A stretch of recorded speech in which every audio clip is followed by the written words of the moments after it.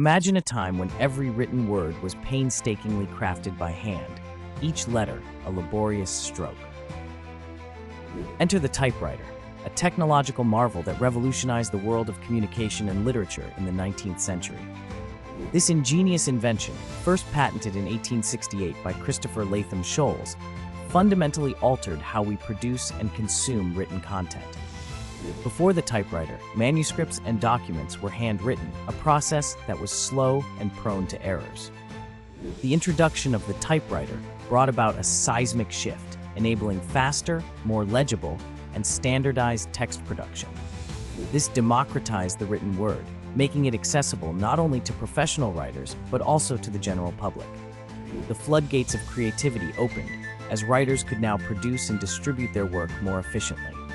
The typewriter's impact went beyond mere convenience. It also played a pivotal role in shaping modernist literature, influencing the style and pace of narrative. By streamlining the writing process, the typewriter encouraged a new wave of experimental forms and ideas, paving the way for the literary movements of the 20th century.